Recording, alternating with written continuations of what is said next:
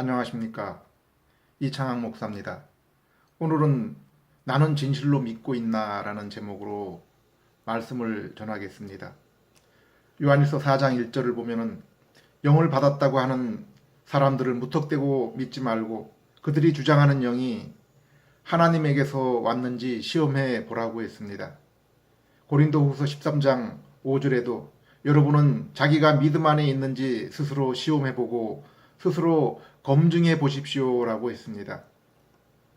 어릴 적 어머니가 이웃집에 보증을 서 주었다가 집에 집달리가 붙인 붉은 딱지로 온통 도배되었던 기억이 있습니다. 더운 여름인데 선풍기 버튼까지 딱지를 붙여서 선풍기도 틀지 못했습니다. 어떤 사람은 주식에 투자했다가 낭패를 보기도 하고 어떤 사람은 다리에 통증이 있어서 한의원에 갔는데 침을 잘못 맞아서 아예 그 다리를 절단하는 경우도 있습니다.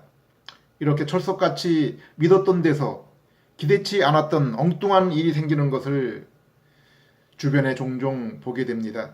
그런데 만일 우리가 투자하고 맡긴 것이 우리의 영혼인데 우리의 신앙에 있어서 잘못된 일이 생긴다면 어떻게 하겠습니까? 누가 그것을 보상합니까?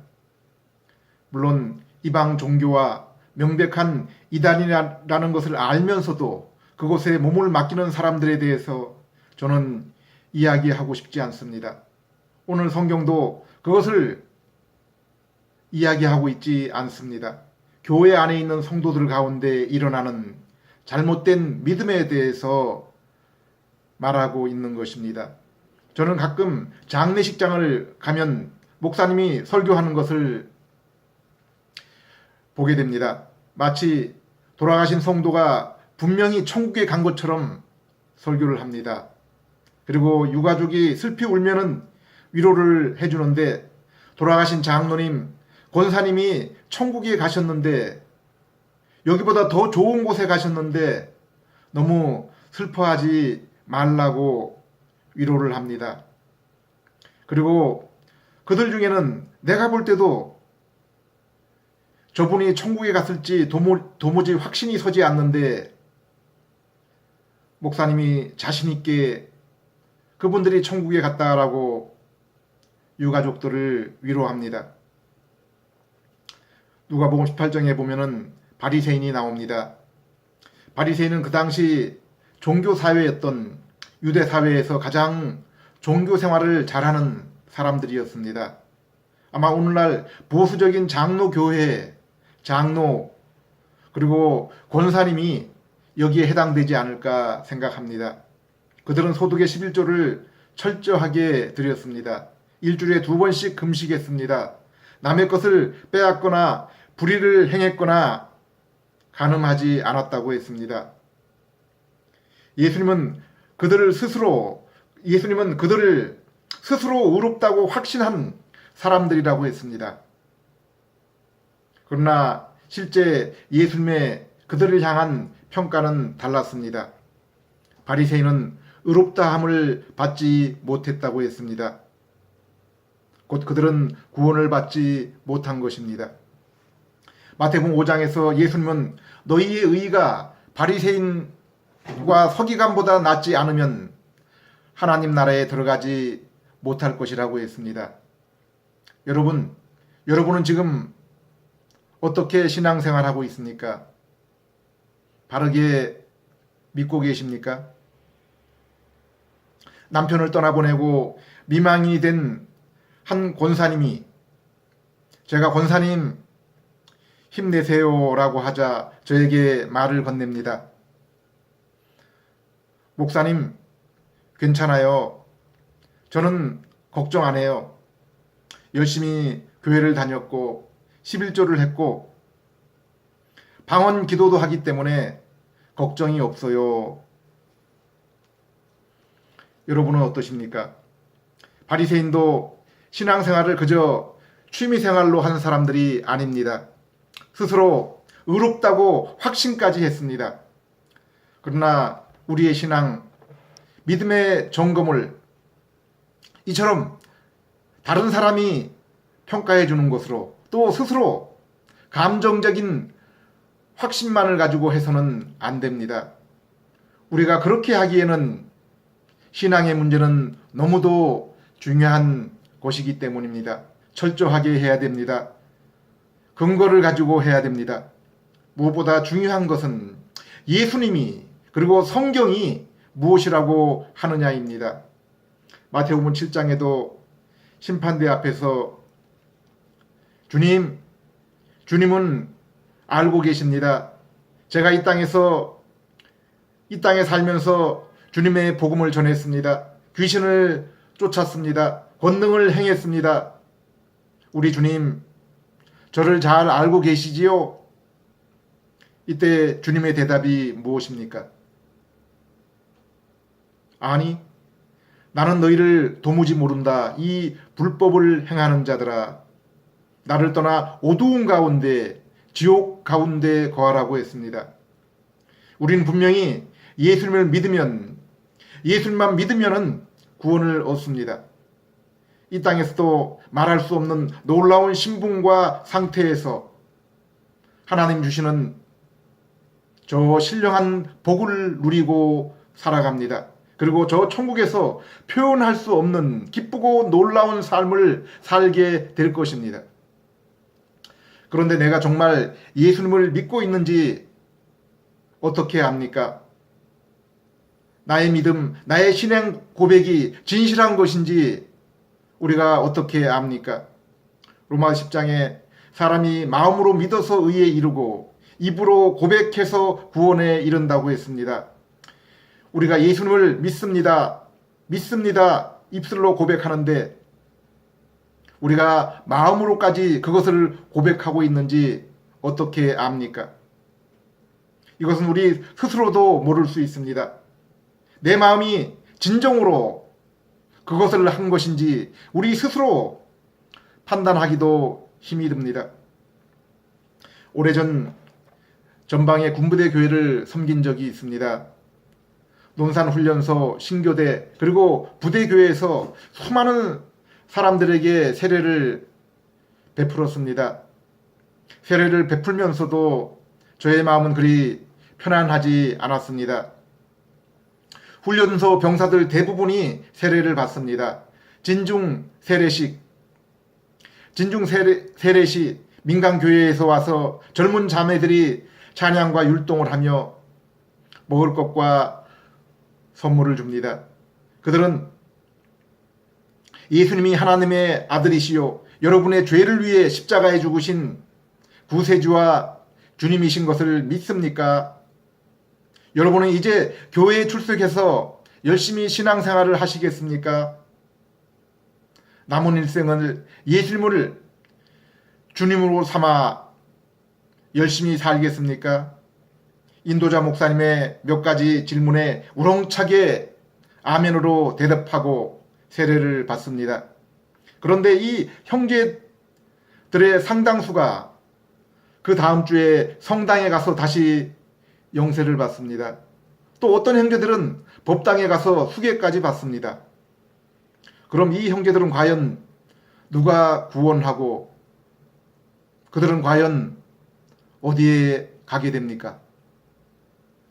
그래서 형제들끼리 이번 주는 어디 가서 예방주사를 맞냐? 라고 농담을 주고받습니다.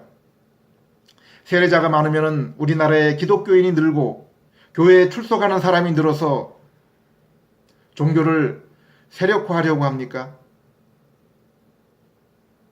그렇다면 왜 초대교회는 당시 대부분이 가정에서 드리는 그러한 예배였는데 너희는 영들을 분별하며 너희가 스스로 예수님을 바르게 믿는지 확인하라고 이렇게 말씀하고 있습니까? 이런 것들보다는 그 영혼이 이 땅에 살아가면서 바로 내 자신의 믿음을 확인하고 영을 분별하는 것이 그 무엇보다도 중요한 일이기 때문입니다. 사실 누가 가르칠 것도 없이 참 신자라고 하면 누구나 이 요한일서 5페이지만 읽어도 내가 지금 제대로 믿고 있는지, 내 신앙이 참된 신앙인지 아닌지를 금방 알 수 있습니다. 저도 이 아침 요한의 서신 요한일서를 읽은 후에 이 말씀을 전하고 있습니다. 이 말씀은 우리가 바른 신앙이 있는지 점검해주고, 그렇다면 너희에게 분명히 구원이 있다는 확신을 주기 위해서 기록한 것입니다.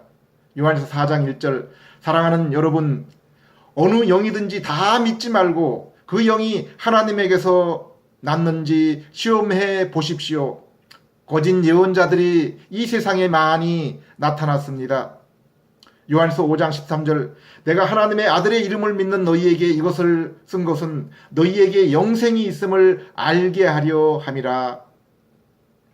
이 작은 서신은 사도 요한이 우리의 신앙이 참된 것인지를 분별하고 그로 인해서 우리에게 영생이 있다는 확신을 주기 위해서 기록한 편지입니다.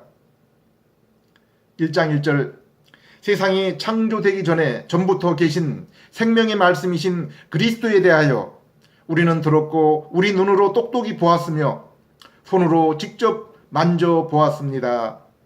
그리스도, 곧 우리의 구세주 되신 예수님은 세상이 창조되기 전부터 존재하신 하나님이십니다. 생명의 말씀, 이것은 예수님은 참 생명이요 생명을 우리에게 주시는 분이신데 말씀을 통해서 주시는 진리의 주님이시라는 것입니다. 첫째 사람 아담은 생명이었습니다. 곧 살아있는 영혼이었습니다. 그러나 둘째 사람 둘째 아담인 예수님은 살리시는 영이라고 했습니다. 곧 우리에게 생명을 주시는 분이십니다. 여기 예수님이 말씀이시라는 것은 성부 하나님을 드러내는 그 광채라는 의미입니다. 우리에게 보이지 않으시는 영이신 하나님을 우리에게 어떻게 나타냅니까?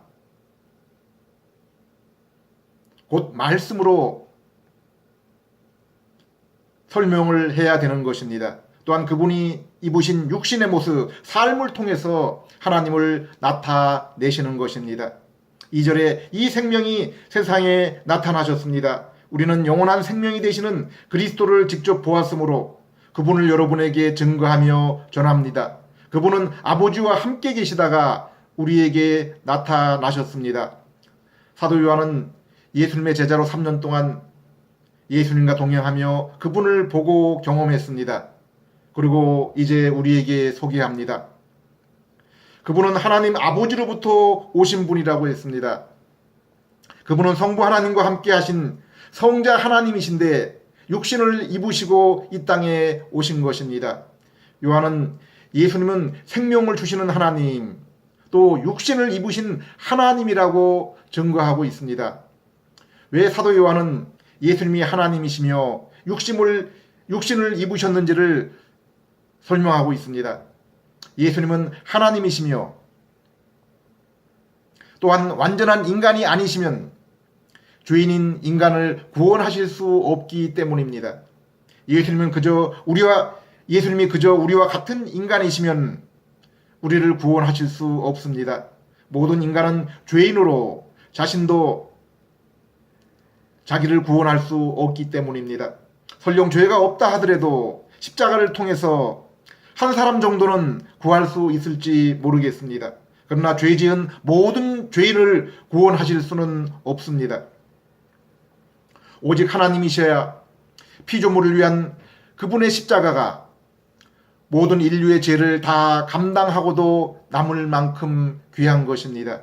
또한 예수님은 완전한 인간이셔야 됩니다.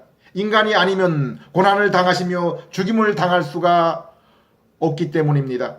그래서 예수님은 하나님이시면서 완전한 인간이십니다. 우리 때문에 인간의 몸을 입으셨고 지금도 영이신 예수님은 영광의 몸을 입으시고 천국에 영원히 계시는 것입니다. 아마 우리는 천국에 가서도 몸을 입으신 예수님의 얼굴을 보며 그 예수님을 통해서 영이신 하나님을 볼 수 있을 것입니다. 우리가 믿는 믿음의 대상은 바로 생명을 주시는 하나님, 육신을 입으신 하나님, 죄를 대신해 십자가에 달리신 하나님이시며 인간이신 예수님이십니다.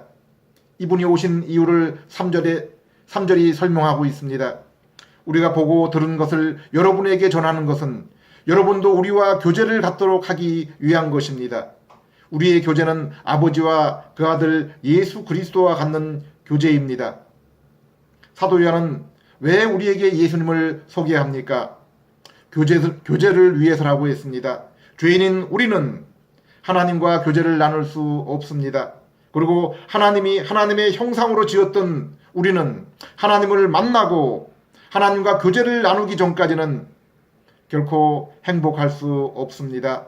안식을 누릴 수가 없는 것입니다. 요한은 그래서 하나님이시며 육신을 입으시고 생명을 주시기 위해서 십자가에 달리신 예수님을 우리에게 소개하고 있는 것입니다. 이 땅에서 진실한 성도와의 교제가 얼마나 귀합니까? 사실 육신의 부모 형제와의 사귐보다 훨씬 더 귀합니다. 그래서 시편은 땅 위의 성도는 존귀한 자니 나의 모든 기쁨이 저에게 있다고 했습니다. 그런데 하나님과의 사귐은 어떻겠습니까? 성도는 말씀을 통해 매일 이 하나님, 주님과 사귀는 자들입니다. 그리고 그 사귐의 경험이 너무 고상하므로 더욱 온전한 천국에서 실제적인 만남과 사귐을 소망하며 살아가는 것입니다. 이 땅과 천국에서의 사귐은 이렇게 그 풍성함의 정도의 차이입니다. 성도는 이 땅에서도 믿음 안에서 영적으로 이 만남과 사귐을 이루고 있습니다. 천국은 이렇게 우리와 하나님과의 사귐입니다. 4절, 우리는 여러분과 함께 넘치는 기쁨을 나누려고 이 글을 써 보냅니다. 인생이 누리는 참 기쁨은 우리가 복음을 듣고 예수님을 믿을 때까지는 결코 맛보고 누릴 수가 없습니다. 그런데 우리의 교제는 이 땅의 죄인들과 조폭들과 노름판 음란한 사교장에서 나누는 그런 떠들썩한 교제가 아닙니다. 고상하고 거룩한 영적인 교제입니다. 5절 6절, 하나님은 빛이시며 그분에게는 어둠이 전혀 없습니다. 우리는 이 말씀을 그리스도에게서 듣고 여러분에게 전합니다. 만일 우리가 하나님과 교제한다고 하면서 죄를 짓는 어두운 생활을 그대로 한다면 우리는 진리대로 살지 않는 거짓말쟁이에 불과합니다. 자, 여기 교제는 얼마나 고상하고 진실한 교제입니까? 빛 가운데 있는 교제입니다. 하나님은 빛이십니다. 그래서 우리가 어두운 생활을 하면은 결코 하나님께 가까이 갈 수 없고 만날 수 없고 교제를 나눌 수 없습니다. 하나님은 거룩이십니다. 아무도 거룩하지 않으면 하나님을 볼 수가 없습니다. 그래서 이 교제를 이루시기 위해서 예수님이 오신 것입니다. 십자가에서 의를 이루어서 죄인인 우리를 의롭게 하시고 하나님과 화목하게 하신 것입니다. 예수님의 십자가와 믿음으로 연합한 우리는 이제 모든 죄의 책임으로부터 깨끗하게 되고 의롭게 되었습니다. 아들이 되었습니다. 우리 안에 하나님의 성품이 심겨져서 이제 우리는 죄의 권세와 지배를 벗어나 의의 삶을 살게 된 것입니다. 그래서 이제 우리는 하나님이 우리를 예수님 때문에 우리를 빛으로 죄 없는 의인으로 여기셔서 화목하게 된 것입니다. 그리고 우리의 새롭게 된 마음도 하나님께 나아가기를 기뻐하며 나아갈 수 있게 된 것입니다. 그런데 우리가 여전히 죄를 생각하며 즐거워하며 빛 대신 하나님, 거룩하신 하나님과 어떻게 사귈 수 있겠습니까? 그 사귐이 진실할 수 있겠습니까? 성경은 이것을 교제가 아니라 영적 간음이라고 부릅니다. 우리가 진실로 주님을 사모하며 교제를 나눈다면 우리는 죄를 사랑하며 죄 짓는 삶을 결코 살 수 없는 것입니다. 주님께 나오기 전에 내 마음에 혹 회개하지 않은 죄가 없나 철저하게 살펴보고 주님께 나아오는 것입니다. 7절 하나님이 빛 가운데 계신 것 같이 우리도 빛 가운데 살면 우리가 서로 교제하게 되며 그 아들 예수의 피가 우리를 모든 죄에서 깨끗게 합니다. 진실로 우리가 하나님과 만나 교제를 나누는 자는 이렇게 예수님을 믿어서 의롭게 되었을 뿐 아니라 늘 주님 앞에 나올 때 마음에 회개하지 않은 죄가 있나를 살피고 깨끗한 심령으로 하나님 앞에 나오는 것입니다. 예수님의 피로 깨끗게 되지 않은 영혼은 결코 빛 가운데 거룩 가운데 나아갈 수 없고 나아가지 않습니다. 단지 하나님과 교제가 아니라 다른 목적으로 예배당을 밟을 뿐입니다. 오늘날 수험, 그러한 그 시험을 위해서, 무슨 축복 성회를 위해서, 치유 집회를 위해서, 또 연예인 초청 잔치 때 얼마나 많은 사람들이 예배당으로 또 집회에 몰려듭니까? 하나님을 알고 만나기 위해서가 아니라 예배를 구경하기 위해서 자기의 욕심을 채우기 위해서 이렇게 나옵니다. 8절 만일 우리에게 죄가 없다고 하면은 우리는 자신을 속이는 것이 되며 진리가 우리 속에 있지 않습니다. 9절 우리가 우리의 죄를 고백하면 신실하시고 의로우신 하나님은 우리의 죄를 용서하시고 모든 죄악에서 우리를 깨끗하게 하실 것입니다. 10절 만일 우리가 죄를 짓지 않았다고 하면 우리는 하나님을 거짓말쟁이로 만드는 것이며 그분의 말씀이 우리 속에 있지 않습니다. 사실 사도 요한이 목회하던 헬라 지역은 당시 영지주의 이단이 횡행하던 그러한 때였습니다. 이 영지주의자들은 물질은 악하고 정신은 죄로 물든 육체에 의해서 더럽혀지지 않기 때문에 빛과 지혜를 얻은 사람에게는 죄가 없고 죄의 성질도 차단이 되며 육체의 문제인 죄는 영혼에 저촉되지 않는다고 주장을 했습니다. 교회 안에 들어온 이들은 죄를 지으면서도 이것을 교모하게 감추거나 죄 자체가 영혼에 아무런 영향을 미치지 못하며 구원을 얻는 것은 깨달은 내 영혼이지 육체가 아니라고 했습니다. 오늘날도 죄에 관한 얘기만 나오면은 알레르기 반응을 일으키는 사람들이 있습니다. 또 자기 죄를 지적하면은 아니 여기 죄 안 지은 사람이 있어? 나는 그래도 다른 사람들보다 훨씬 상태가 나은 사람이라고 큰 소리를 냅니다. 성경은 사람에 있어서 죄 문제가 가장 큰 문제라고 말씀하고 있습니다. 이 죄 문제 때문에 사람이 하나님과 분리되며 비참하게 살며 사망에 이르게 되었다고 말씀하고 있습니다. 그리고 이 문제가 해결되지 않으면 결코 하나님께 이를 수 없다고 했습니다. 성경은 복 있는 사람은 죄를 인정하지 않거나 감추는 사람이 아니라 그 죄로 인해서 애통하는 사람이라고 했습니다. 성도는 죄를 깨닫고 우리의 죄 대신 십자가에 죽으신 예수님께 나와서 죄의 용서를 받은 사람입니다. 예수님을 믿어 하나님께 모든 죄를 용서받고 하나님 앞에 의로운 자이지만은 아직 여전히 우리의 마음속에는 죄의 옛 습성이 남아 있습니다. 그래서 우리는 이 땅을 살면서 죄와 싸우며 늘 날마다 회개하며 살아가는 것입니다. 저 위대한 바울은 하나님과 경건에 그토록 깊은 교제를 나누었지만은 늘 나는 죄인 중에 괴수입니다라는 그 고백을 달고 살았습니다.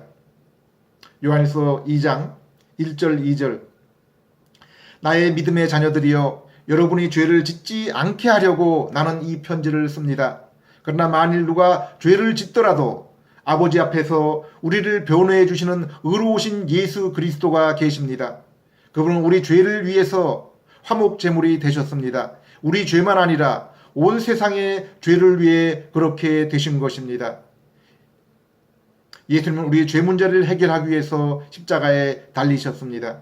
그리고 믿음으로 죄 용서받은 우리는 이제 남은 인생을 날마다 죄를 십자가에 못 박고 자신을 부인하고 주님을 따라 의와 거룩을 이루는 삶을 사는 것입니다.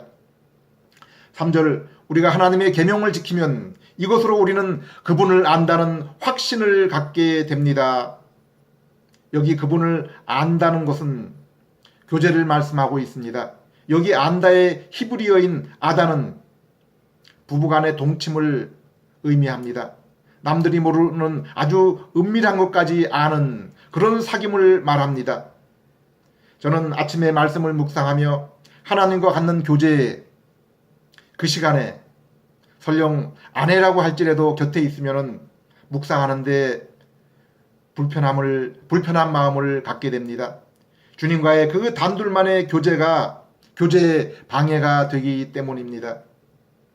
요한복음 17장의 영생은 하나님과 그 아들 예수 그리스도를 아는 것이라고 했습니다. 이처럼 우리의 구원, 천국은 바로 하나님과 성자 예수님과의 사귐입니다. 이렇게 사귐을 갖는 것은 무엇보다 하나님의 말씀, 이렇게 사귐을 갖는 사람은 무엇보다 하나님의 말씀, 계명을 무엇보다 귀하게 여깁니다. 사도행전 17장에 나오는 베레아 사람처럼 간절한 마음으로 말씀을 받아들이며 이것이 정말 그러한가 하여 날마다 성경을 상고했다고 했습니다. 저도 요즘은 생활고로 평소에 잘 안 해보던 육체의 일들을 자주 합니다. 그래서 시간이 부족하고 육체가 피곤해도 정말 꼭 붙잡고 놓지 않는 것은 바로 말씀입니다. 말씀을 읽을 때 베레아 성도들처럼 정말 이것이 그런가, 여기서 무엇을 의미하는가를 원어와 주석과 그리고 다른 성경 비교와 성경의 관주를 통해서 자세히 살펴봅니다. 한 절, 한 단어도 헛되이 넘기지 않고 싶습니다. 나에게 너무나 소중하기 때문입니다. 내가 말씀을 통해서 주님을 더 잘 알고 주님의 뜻을 더 분명히 알아야 내가 더 우리 주님과 깊게 사귀고 더 온전히 순종할 수 있기 때문입니다. 저에게 말씀을 읽고 묵상하는 시간만큼 귀한 것은 없습니다. 이 시간이 저에게 가장 행복합니다. 4절, 하나님을 안다고 하면서 그분의 계명을 지키지 않는 사람은 거짓말쟁이이며 진리가 그 속에 있지 않습니다. 여기 계명을 지키지 않는 사람을 왜 거짓말쟁이라고 했습니까? 우리가 어떻게 구원을 얻었습니까? 내가 죄로 인해 하나님과 관계가 끊어진 그 절망의 상태인 것을 알고 죄를 애통해야 하며 가슴을 치는 중에 복음을 통해서 나 대신 하나님의 아들 예수님이 십자가에 달리셔서 죄 용서를 받았습니다. 그런데 또 죄를 짓습니까? 죄를 즐깁니까? 그 사람은 예수님을 믿을 때 정말 죄를 부끄러워하며 애통한 것이 맞습니까? 나 때문에 나의 죄로 인해서 하나님의 아들 예수님이 피를 흘리시고 죽으셨는데 지금 거룩하라, 죄 짓지 말라는 계명을 저버리고 죄를 짓고 그것을 반복합니까? 5절, 그러나 누구든지 하나님의 말씀을 지키면 하나님의 사랑이 그에게서 완전해집니다. 이것으로 우리는 그분 안에 있다는 것을 알게 됩니다. 6절, 하나님 안에 산다고 하는 사람은 예수님이 사신 것과 똑같이 살아야 합니다. 우리가 하나님의 말씀을 사랑하며 그 말씀을 읽는 것을 즐거워하며 우리를 교훈하시고 책망하시는 그 말씀을 따라 죄를 발견하면 회개하며 우리에게 순종을 요구할 때 아멘하며 주님 그 말씀을 따르겠습니다. 주님 함께 하시고 그 말씀을 지킬 수 있도록 능력을 주세요. 기도하는 것입니다. 이 시간이 하나님과 우리의 사귐의 시간입니다. 아가서에 나오는 사랑하는 신랑과의 신방입니다. 우리는 믿음으로 예수님과 연합했습니다. 죄가 용서되었고 예수님의 마음이 우리 안에 심겼습니다. 하나님의 아들입니다. 예수님의 영이 지금 우리와 함께하고 계십니다. 우리가 예수님과 같은 아들의 모습으로 살아가도록 그래서 예수님이 하나님 아버지와 영광스러운 사귐에 들어간 것처럼 우리도 그 영광에 참여하게 하신 것입니다. 우리가 예수를 믿어 연합했으면 말씀을 무엇보다 기뻐하며 말씀을 통해 주님과 사귀는 시간을 가장 귀하게 여깁니다. 그리고 날마다 더욱더 예수님의 그 모습, 거룩과 사랑과 진실함과 의로움이 더 풍성하게 나타나는 것입니다. 천국은 바로 주님과 이 사귐입니다. 그리고 잠시 후 주님이 오실 때 우리에게 이 사귐이 더 풍성해질 것입니다. 이것을 바라는 것이 바로 우리의 소망입니다. 이 사귐이 있는 사람이 성도입니다. 믿음이 있는 진실한 그러한 성도인 것입니다. 기도드리시겠습니다. 죄인된 우리와 만나시기 위해서 아들을 내어주신 하나님 아버지, 이 말씀을 따라 예수님을 믿고 아버지를 만난 저희들 계명을 사랑하게 해주시고 죄를 회개하며 날마다 십자가에 못 박게 해 주시옵소서. 말씀을 따라 주님을 깊이 알게 해주시고 그 만남이 더욱 풍성하게 해 주시옵소서. 이것이 오직 우리의 참된 소망이 되게 해 주시옵소서. 예수님 이름으로 기도드립니다.